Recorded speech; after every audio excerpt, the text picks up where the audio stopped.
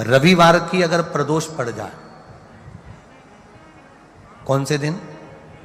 रविवार की प्रदोष के दिन ये प्रयोग अवश्य कर कर देखिएगा। ज्यादा बार नहीं करना है, केवल एक ही बार करना, बाबा उस स्वयं कृपा करेगा। अपने मंदिर में कभी ऐसा योग लगे आपके जीवन में कि आप जिस व्यापार को आपने करा उस व्यापार में आपको फल नहीं मिला,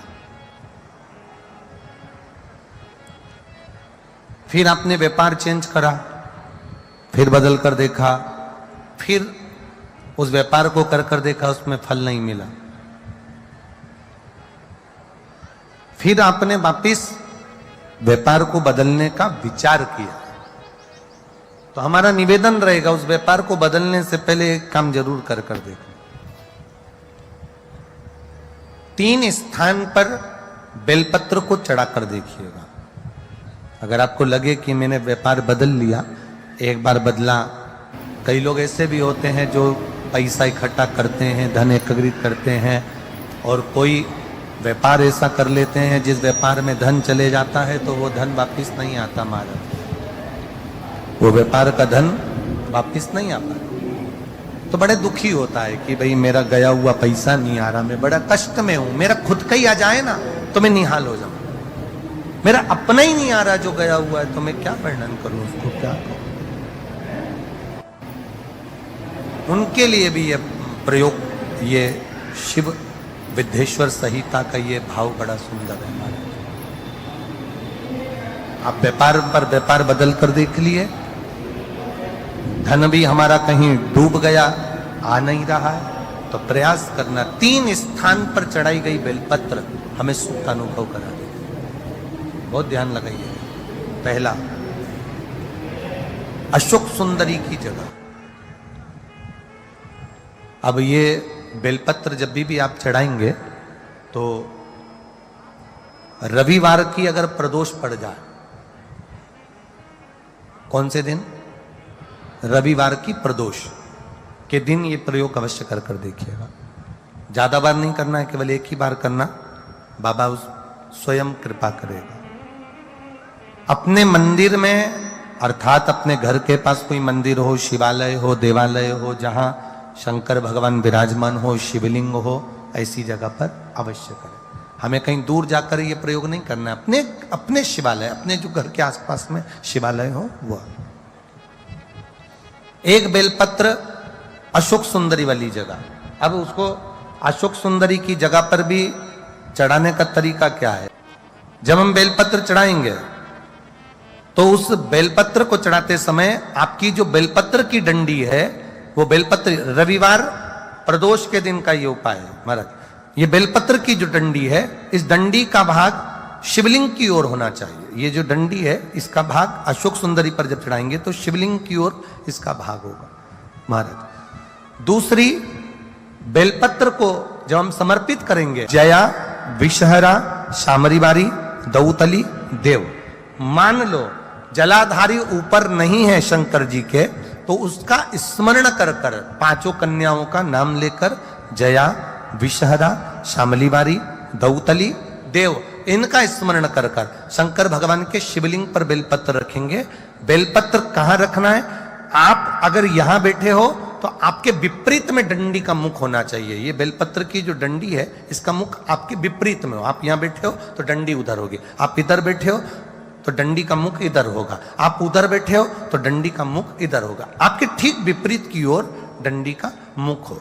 ये 2 जगह बेलपत्र समर्पित करने के बाद, तृतीय बेलपत्र शिवलिंग की जो जलाधारी है, जहां पर भगवान शंकर का शिवलिंग रखा है, वहां स्पर्श कराकर, केवल छुआना है, स्पर्श कराकर बेलपत्री के पेड़ के नीचे ही कोई कंकर हो, कोई शंकर हो, या कोई मिट्टी का ढेला हो, नी हो, तो वहीं मिट्टी को थोड़ी सी ऊंची कर कर एक बेलपत्र बैठकर इस बेलपत्री की डंडी जड़ की ओर, मतलब जो वृक्ष होता है उस ओर इस डंडी का मुख होना चाहिए। ये 3 रविवार के प्रदोष के दिन शंकर भगवान पर चढ़ाई गई बेलपत्र से हमारा गया हुआ धन भी पुनः आने का रहता है और हमारा जो व्यापार बार बार बंद हो रहा है, शिव की कृपा से एक बार चालू तो चालू हो ही जाता है, शिव तत्व को जाना। और निवेदन है सब भाव से करना, हृदय चित्त आनंद जो विषय। प्रदोष के दिन प्रदोष काल में लगाया गया दीप, प्रज्वलित करा गया दीप 5 स्थान पर फल देता है। प्रदोष के दिन प्रदोष काल में लगाया गया दीपक 5 स्थान पर फल देता है। पहला स्थान, अगर हमको या हमारे परिवार में किसी को काल सर्प दोष है तो हमारा प्रदोष का लगाया गया दीपक कहीं पूजन मत कराओ, वो दीप जलाने से ही काल सर्प दोष समाप्त होता चले जाता है। दूसरा स्थान, पितृदोष। अगर किसी ने कह दिया कि तेरे घर में पितृदोष है, तेरे घर में, कई लोग बता देते हैं कि तुम्हारे घर में, कई माताएं पूछती हैं मेरे घर में बेटा नहीं, मेरे घर में 3 बेटी हो गई, 4 बेटी हो गई, 5 बेटी हो गई, बेटा नहीं है, बेटा नहीं, तो किसी ने कह दिया पितृदोष है। अब तुम शंकर जी की पूजन कर रहे हो, शंकर जी पे जल चढ़ा रहे हो, शिव की स्तुति कर रहे हो, तो किसी किसी की यहाँ 3 बेटियों के बाद, 4 बेटियों के बाद, एक माता ने तो लिखा है कि उसके यहाँ 2008 में उसके घर में लड़की ने जन्म लिया था, या 2008 में उसके घर में बच्चे ने जन्म लिया था, लड़की ने। उसके बाद फिर लड़की ने जन्म लिया और उसके बाद उसके घर में कोई पुत्र का योग नहीं बना। तब उसने प्रदोष के समय पर शाम को दिया लगाना प्रारंभ करा और 2008 में बच्ची जन्मी थी और अब 2024 में उसके घर में लड़के ने जन्म लिया। कि प्रदोष काल का लगाया गया दीपक, प्रदोष काल, प्रदोष के दिन, प्रदोष काल का जो दीपदान होता है वो सरल नहीं होता, वो सहज नहीं होता। 5 स्थान की पूर्ति करता है। पहला स्थान किस चीज के लिए? काल सर्प दोष के लिए। दूसरा पितृदोष। कैसा भी तुम्हें कोई पितृदोष बता दे, कितना भी तुमसे कोई कह दे कि तेरे घर में पितृ का दोष है, तेरे घर में ये दोष है, अगर आप प्रदोष के दिन, प्रदोष काल में, अर्थात सूर्य अस्त के समय के 2:45 तक का जो समय होता है, 2 घंटे के समय का, उसके अंतर्गत अगर आप प्रदोष काल के समय में भगवान शंकर को दीप लगाने के लिए अगर पहुंचे हो तो वो आपको फल देगा ही, पितृदोष का निवारण होगा ही, चाहे तुम कुछ करो चाहे मत करो, वो पितृ की शांति करा दे। दूसरे नंबर पर है पितृदोष। तीसरे नंबर पर है वास्तु दोष। हमारे घर का, अब एक बहुत सावधानी से श्रवण करने वाला विषय है, वंश की वृद्धि नहीं है। 30 वर्ष शादी के हो गए, 40 वर्ष शादी के हो गए और औलाद है ही नहीं। डॉक्टर ने भी हाथ नीचे कर दिए, टेस्ट पे भी करवाया, IVF करवाया, सब कुछ तुमने करवा लिया, तो भी औलाद नहीं है। तब आखिरी में एक काम चालू करो, प्रदोष का दिन दोनों पति पत्नी व्रत चालू कर दो प्रदोष का, और प्रदोष काल में शाम के समय जाकर एक ही दिए में 2 लंबी बाती जानते हो ना, रुई की लंबी कपास की बाती 2, और दोनों बाती एक ही दिए में रखकर पति पत्नी दोनों उसको प्रज्वलित करना प्रारंभ करें, बाबा संतान देकर ही रहेगा, औलाद आएगी ही। दीप की जो बाती में अंतर आ जाता है, एक गोल बाती में और लंबी बाती में अंतर आता है, बहुत अंतर आता है। पितरों के लिए गोल बाती का प्रयोग बहुत कम होता है महाराज। देवी जी के लिए, माता रानी के लिए, जगत जननी के लिए गोल बाती का प्रयोग बहुत कम होता है महाराज, ध्यान रखिएगा। एक पितृ के लिए, एक जगत जननी जगदम्बा दुर्गा भवानी के लिए गोल बाती का प्रयोग कम होता है, लंबी बाती का प्रयोग ज्यादा होता है। क्यों? क्योंकि हमारे घर की कुल देवी और हमारे घर के पितर हमारे वंश की वृद्धि करें, इसलिए लंबी बाती रखी जाती है, जिससे हमारा वंश बहुत लंबा चले, बहुत उन्नति की ओर बढ़े, इसलिए लंबी बाती का प्रयोग किया। शिव महापुराण की कथा कहती है 5 जगह पर हमारा जलाया गया एक दीप जो प्रदोष के दिन प्रदोष काल में लगाया जाता है, 5 जगह पर भारी पड़ता है। पहले नंबर पर जम के बोलते जाओ, काल सर्प दोष। दूसरे नंबर पर पितृदोष। तीसरे नंबर पर घर का वास्तु दोष। हमारे घर में कितना भी वास्तु दोष है, कोई ने कह दिया यहाँ बाथरूम नहीं बनना थी, यहाँ पर शौचालय नहीं बनना था, यहाँ सीढ़ी नहीं बनना थी, वो सीढ़ी वहां बनना थी, ये सीढ़ी वहां बनना थी। तुम पूरा घर तोड़वा के देख लो, उसके बाद में जैसा वास्तु वाले हैं वैसा करा कर देख लो, उसके बाद भी तुमको शांति नहीं मिले तो समझ लेना कि तुम्हारे घर में अब वास्तु दोष तो तुमने दिखाकर समाप्त कर लिया, फिर भी वो समाप्त नहीं हो रहा। तो प्रदोष काल का लगाया गया प्रदोष के समय का दिया आखिरी में वास्तु दोष को भी समाप्त कर देता है और उसमें भी फल प्रदान करता है। काल सर्प दोष, पितृदोष, वास्तु दोष। चौथे नंबर पर 1 रुपया कमाया, 1.25 रुपए खर्च हुआ, पैसा आया गया। ये चौथे नंबर का व्यापार में थोड़े दिन दुकान अच्छी चली, थोड़े दिन बैठ गए, थोड़े दिन काम चला, थोड़े दिन बैठ गए, गाड़ी चली थोड़े दिन फिर बैठ गए, अर्थात हमारी फैक्ट्री थोड़े दिन चली फिर बैठ गए। कहीं ना कहीं तकलीफ, थोड़े दिन खाते थोड़े दिन रोते वाला चल रहा है। तो प्रदोष काल का, प्रदोष के समय का दिया इस दुख को समाप्त कर कर रेगुलर एक जैसी सांझी, एक जैसी लक्ष्मी की वृद्धि करते चले गए। प्रदोष काल का। और 5वें नंबर का प्रदोष काल का दिया, प्रदोष समय का दिया 5वें नंबर पर रोग का निवारण का, रोग निवारण।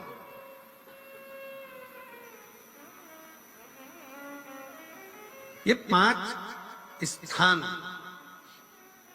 जो बताए गए हैं प्रदोष काल के दिन, प्रदोष के दिन दीप प्रज्वलन के। प्रदोष व्रत का इतना महत्व है महाराज। ये प्रदोष व्रत होता क्या है, प्रदोष व्रत का महत्व क्या है?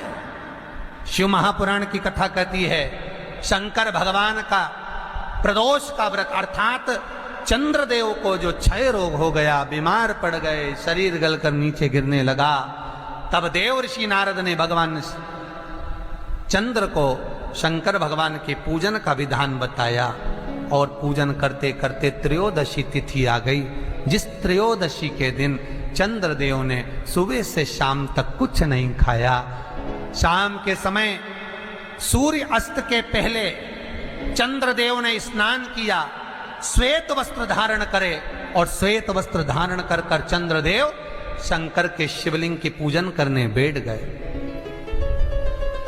शंकर भगवान के शिवलिंग की पूजन जब चंद्रदेव ने करी, हाथ में अक्षत लेकर चंद्रदेव ने शंकर को समर्पित करे, ओम उमापति नमः कहकर जब चंद्रदेव ने शिव को समर्पित करे, भगवान शंकर त्रयोदशी के दिन प्रदोष समय में, प्रदोष काल में प्रकट हो गए और प्रकट होकर बोले, ऐ चंद्र, तुमने आज मेरा अनुरोधन किया है, आज मेरा स्मरण किया है, जाओ आज त्रयोदशी के दिन प्रदोष काल में मैं तुम्हारे शरीर को स्वस्थ करता हूं। तब से ये प्रदोष व्रत प्रारंभ हुआ है महाराज। किसने करा है प्रदोष व्रत? भगवान विष्णु ने करा था। जब घोड़े का मुंह लगा, हयग्रीव अवतार, लक्ष्मी जी हंस दी थी तो घोड़े का मुंह भगवान विष्णु का लगा, तब भगवान विष्णु ने प्रदोष व्रत करा था। भगवान विष्णु प्रदोष व्रत 11, 26 अवश्य करना चाहिए, या तो 11 करो या 26 करो, करना चाहिए। प्रदोष कोई साधारण सा व्रत नहीं है, प्रदोष कोई निम्नता व्रत नहीं है, सहजता का। एक एक प्रदोष का महत्व शास्त्र वर्णन करता, शिव महापुराण कहती है एक एक प्रदोष का महत्व, एक एक प्रदोष। सोमवार की अगर प्रदोष पड़ती है, बहुत ध्यान से सुनना महाराज, सोमवार की प्रदोष पड़ती है तो शंकर भगवान कैलाश पर निवास करते हैं। मंगलवार की प्रदोष पड़ती है तो शिव काशी में निवास करते हैं। बुधवार की प्रदोष पड़ती है तो शिव रजत भवन में निवास करते हैं। गुरुवार की प्रदोष पड़ती है तो शिव गंगा के स्थल पर निवास करते हैं। शुक्रवार की अगर प्रदोष पड़ती है तो शिव नीलकंठ पर विराजमान होते हैं।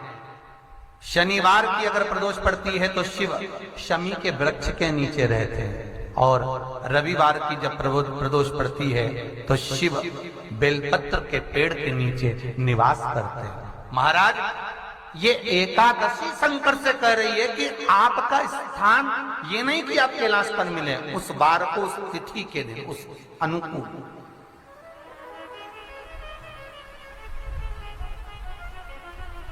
हमारे यहां कहते हैं सोमवार की जो प्रदोष पड़ती है वो इच्छा पूर्ति करती है, मंगलवार की प्रदोष रोग से मुक्ति देती है, बुधवार की प्रदोष कामना की पूर्ति करती है, गुरुवार की प्रदोष शत्रुओं का नाश करती है, शुक्रवार की प्रदोष सुख और शांति देती है, शनिवार की प्रदोष संतान का सुख देती है, और रविवार की प्रदोष जो काम दुनिया में कोई नहीं कर सकता वो अचूक फल की प्राप्ति रविवार की प्रदोष करा देती है। महाराज ऐसी प्रदोषों का नियम वर्णन किया चाहिए। भगवान कहते ठीक है तू थोड़ी देर खड़ी हो। एकादशी सम्मुख खड़ी हुई, पार्वती जी ने जिस अंगुष्ठ का जल पीने के लिए लिया था हाथ में, बस पीने ही वाली थी, शंकर भगवान ने वही हाथ में जल लेकर एकादशी के हाथ में उसको देकर कहा ले, ये मेरे द्वारा निर्मित एक व्रत है जिसे त्रयोदशी के दिन तूने मांगा है, मैं तुझे देता हूँ। आज इस व्रत का फल मैं तुझे प्रदान करता हूँ। अब तू जिस जीवात्मा को लेकर जाएगी उसका पाप प्रबल नहीं होगा।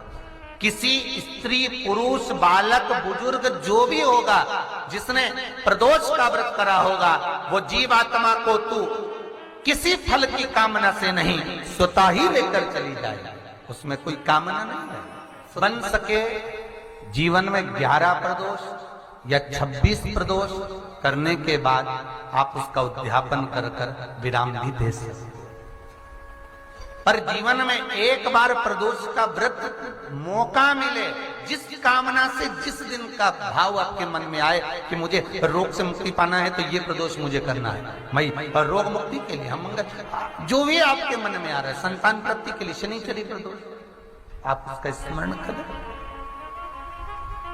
फिर लिखा शिव महापुराण में बड़ा सुंदर लिखा वेदव्यास जी ने, मान लो आप प्रदोष व्रत नहीं कर सकते, आप अगर व्रत नहीं कर सकते तो प्रदोष के दिन प्रदोष काल में शाम का समय सूर्य अस्त का कुछ पल कुछ घड़ी के पहले से लेकर बाद तक का प्रदोष काल के अंतर्गत आप शंकर जी के मंदिर में जाकर 1 लोटा पानी 5 बेलपत्र भी अगर समर्पित करते हैं तो संपूर्ण प्रदोष का फल आपके भाग्य में प्रबल हो जाए। शिव महापुराण में इसका लड़की को मंगल है, गुरुजी लड़के को मंगल है, क्या करा जाए? कुछ मत करो। प्रदोष के व्रतों में वर्णन किया गया है कि रवि का प्रदोष, भौम का प्रदोष, मंगल का प्रदोष, बुध का प्रदोष, गुरु का प्रदोष, शुक्र का प्रदोष, शनि का प्रदोष। जो प्रदोष पड़ते हैं पूरे महीनों में, पूरे वर्ष में मंगल का प्रदोष निकाल कर रख लो कि मंगल का प्रदोष इस दिन पड़ रहा है, मंगल की त्रयोदशी तिथि पड़ रही है, प्रदोष व्रत मंगलवार का पड़ रहा है। और जिन लड़का लड़की को मंगल होते हैं, जिन कन्या और वर को मंगल होते हैं, केवल शंकर भगवान के मंदिर में जाकर चौमुखी दिया, 4 बत्ती का दिया आटे का, उसमें घी डालकर लड़की शंकर भगवान के मंदिर में मात्र 7 बार शंकर पे से उतार कर 3 बार स्वतः उतार कर शिव के मंदिर में रख देती है। उसका मंगल आड़े आता ही नहीं है, मंगल नहीं आता सामने। मंगल प्रदोष व्रत का इतना महत्व है महाराज। एक बात बहुत अच्छे से समझ लीजिए, जिसके घर में क्लेश होता हो, अशांति रहती हो, क्लेश रहता हो, या छोटी छोटी बात पर विवाद चालू हो जाता हो, या पति पत्नी में, परिवार में, सास बहू आदि कादिक में कहीं ना कहीं कुछ अगर विवाद रहता हो, ऐसा बेलपत्री की डंडी रहती है ना, बहुत ध्यान दीजिएगा महाराज। श्राद्ध पक्ष की कथा चल रही है, शिव महापुराण आज विराम की ओर है, ध्यान दीजिएगा। जैसे ये बेलपत्री की जो डंडी होती है, डंडी का जो भाग होता है बेलपत्री की, ऐसा बेलपत्री की 7 भाग ले लो, मतलब बेलपत्री 7 ले लीजिए। 7 बेलपत्र लेकर कच्चा जो सूत होता है ना, कच्चा सूत जो जानते हो पेड़ पौधे में माता लपेटती हैं, धागा जो होता है ना सफेद कलर का कच्चा धागा, जो बड़ में, पीपल में और आंवला आदि में लपेटा जाता है, कच्चा सूत, उसको शंकर भगवान और माता पार्वती का स्मरण कर कर नंदी के, जो नंदी होता है, नंदी के राइट भाग में, नंदी का एक पांव ऊंचा होता है, आपने देखा होगा आगे का पांव ऊंचा होता है, बैठते समय नंदी का एक पांव ऊंचा, एक पांव नीचे की हो जाता है। तो नंदी का जहां पांव ऊंचा है उस ऊंचे पांव के पास में बैठना है। कच्चे सूत पर उस बेलपत्री के जो 7 गुच्छ हैं, 7 जो बेलपत्री के भाग हैं, 7 बेलपत्री हैं, उसको अपना नाम गोत्र स्मरण कर कर उस कच्चे सूत को लपेटना है। महाराज लाल कलर का चंदन उस बेलपत्री के पत्ते में जो अग्रभाग होता है, सबसे आगे का भाग, 7 में लाल चंदन लगाना है। महाराज उस चंदन को लगाकर आप प्रदोष के दिन, प्रदोष काल में शंकर भगवान को समर्पित अगर करते हैं तो जिस घर का गोत्र बोला है उस घर में कभी क्लेश नहीं हो सकता, वो शांति का अनुभव कर, उसमें क्लेश नहीं हो सकता। एक धागा होता है पक्का धागा, एक धागा होता है कच्चा धागा। बहुत ध्यान दीजिएगा महाराज, पक्के धागे से नहीं लपेटना सफेद, कच्चा जो धागा पीपल में, बड़ में या आंवला आदि में जो हम लोग लपेटते हैं पूजन करते समय, वो कच्चा धागा। और एक बात और आपको कहने, ध्यान दीजिएगा, अगर मान लो किसी पति पत्नी का तलाक तक की नौबत हो गई और तलाक नहीं कराना है, आपस में वापिस प्रेम बढ़ जाए, छोरी वापिस घर में रहे, बेटा उसको रखे, बहू रहे, आपस में प्रेम बढ़े, वो भले मायके चली गई हो, वो भले लड़का छोड़कर चले गया हो, अकेली रह रही हो और चाहती है कि मैं पति के साथ रहना है, तलाक नहीं होना चाहिए, हम दोनों में प्रेम रहे, वो संभाले मेरे को भी और मैं भी आदर करूं, वो भी आदर करे। तो मेरा निवेदन है, कच्चा जो सूत होता है, कच्चा जो धागा होता है, नंदी के ठीक पीछे बैठकर कोई साथ में आपके परिवार का कोई व्यक्ति चले जाए और हस्तकमल को, जिसको अपने परिवार में वापिस रहना है, उस स्त्री हो या पुरुष हो, दोनों में से कोई भी नंदी के पीछे बैठकर, सोमवार की जिस दिन अष्टमी पड़े उस दिन नंदी के पीछे बैठकर हाथ को ऐसा बंद करना है, हाथ में एक बेलपत्री रखना है, सीधी सीधी बंद कर कर 7 बार उस हाथ पर कच्चा सूत लपेट देना है, उस सूत को वापस निकाल लेना है, बेलपत्री के साथ, बेलपत्री के साथ में, और बेलपत्री को तो अपने पास में रखना। सबसे पहले माता पार्वती का जो हस्तकमल ऐसा होता है शिव मंदिर में, उस हस्तकमल में वो सूत जो आपके हाथ से निकला है वो उसमें डाल देना है, माँ जगत जननी से प्रार्थना कर कर, और जो बेलपत्री आपने संबंध को जोड़ने के लिए अपने हाथ में ली है वो शंकर भगवान के कटी भाग में, फिर निवेदन करूंगा कटी भाग को समझ लीजिए। ये शिवलिंग रखा है, जहां पर शंकर भगवान का शिवलिंग, माता पार्वती जी के हस्त कमल पर जो शिवलिंग रखा है, ये भाग कटी भाग कहलाता है।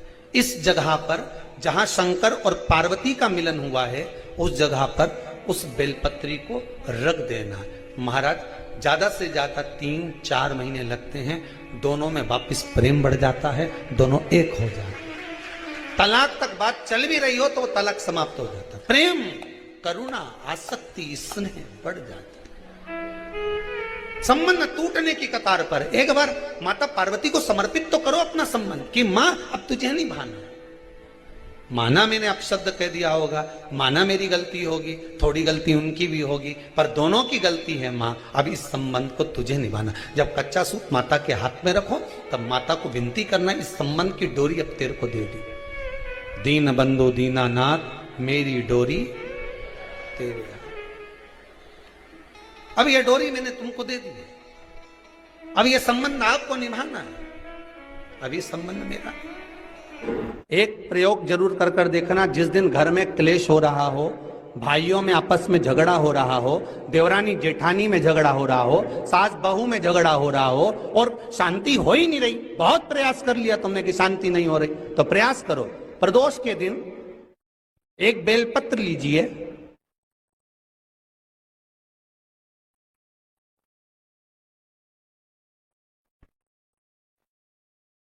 प्रदोष के दिन बेलपत्र लेकर अपना जो परिंडा होता है, परिंडा जानते हो, मटका, हंडा, जहां पानी भरते हो, पितरों का स्थान, उस परिंडे को बेलपत्र छुआकर उस बेलपत्र को शंकर भगवान के ऊपर जो जलाधारी होती है, उस जलाधारी में इस डंडी को अपने घर का नाम गोत्र बोलकर उसको डाल दिया जाता है। एक लोटे पानी में थोड़ा सा शहद मिलाकर उस जलाधारी में भगवान शंकर का भृंगेश्वर नाम लेकर चढ़ा दिया जाता है। शिव जी को चढ़ाया हुआ जल उस बेलपत्र को चढ़ाकर जाइए, कितना भी तेज झगड़ा हो रहा होगा, मात्र 10 मिनट के अंदर एकदम शांत हो जाता है, झगड़ा रह ही नहीं पाता। कितना भी झगड़ा हो रहा, मात्र 10 मिनट, 15 मिनट से ज्यादा नहीं टिक सकता। पत्र खाओगे शंकर जी के मंदिर की तो मुख में जीवान छार छार हो जाती है। बोलो सही है कि गलत? प्रतिदिन बेलपत्र खाओगे शंकर मंदिर की तो मुख में कई बार छाले भी पड़ जाते हैं। सत्य है कि गलत है? शिव महापुराण की कथा कहती है अति सर्वस्व वर्जते। आपको अगर बेलपत्र खाना है, हफ्ते में 2 खाओ, हफ्ते में 3 खाओ। मुंह में अगर छार छार हो रहा है, छाले पड़ रहे हैं, तो बेलपत्र को, शिवजी की चढ़ी हुई बेलपत्र को सुखाकर चूरा बनाकर इतनी सी चुटकी भर खा लिया, पानी पी लिया। लीवर गड़बड़ हो गया है, डायलिसिस चल रहा है, किडनी गड़बड़ हो गई है, डॉक्टर बोल रहा है कि डायलिसिस करवाना पड़ेगा, तो बेलपत्री के पीछे की जो डांट होती है, जिसको आप लोग तोड़ के फेंक देते, वो बेलपत्री के पीछे की जो डांट है, ये ब्रह्मा विष्णु महेश। समझ में आ रहा है आप लोगों को? बीच में जो डंडी दिख रही है आपको, इसके बीच में बड़ी पत्ती और 2 पत्ती के बीच में जो खाली जगह है, ये खाली जो डंडी है, इसमें 33 कोटि देवी देवताओं का स्थान होता है। किसका स्थान है? 33 कोटि देवी देवताओं। इसलिए बेलपत्र चढ़ाते समय बेलपत्र को इस जगह से पकड़कर समर्पित किया जाता है कि 33 कोटि देवी देवताओं का स्पर्श कर कर, ब्रह्मा विष्णु महेश का स्पर्श कर कर चढ़ाया जाता है। बेलपत्री के नीचे की जो डंडी होती है, ये 2 पत्ती से लेकर नीचे का जो भाग होता है, ये स्कंद पुराण कहती है, इसमें 64 योगनियां और मेरी माता पार्वती का संपूर्ण जितनी शक्तियां हैं, वो सारी शक्तियां इस डंडी के अंदर विराजमान होती हैं। इस डंडी के पीछे गोखरू होता है, जिसको माताएं तोड़ देती हैं। वो जो टूटा हुआ गोखरू रहता है, उसमें भगवान शंकर के प्रत्येक गण का भाव रहता है। इनका काम क्या रहता है? जब शरीर में किसी व्यक्ति के जीवन में जब दुख, तकलीफ या रोग बढ़ता है, तो वो गोखरू जो नीचे का रहता है, वो टूटा हुआ गोखरू अशोक सुंदरी वाली जगह पर चढ़ाकर हफ्ते में 2 बार उसको चबा चबा कर अगर खा लिया जाए तो डायलिसिस की जरूरत नहीं पड़ती, डायलिसिस छूट जाता है, लीवर और किडनी काम करना प्रारंभ कर देते। और अच्छे से सुन लेना, अभी की अभी घर जाकर शुगर की जांच करना। शुगर कितनी भी हाई जा रही होगी, बेलपत्री के नीचे का गोखरू टूटा हुआ अशोक सुंदरी पर चढ़ाकर खाकर 5 से 7 मिनट मुंह में रख लीजिए और उसके बाद शुगर की जांच कर लीजिए, शुगर लेवल में मिलना प्रारंभ हो जाए। बेलपत्री का जो सुख है, वो जीवन का आनंद देता है।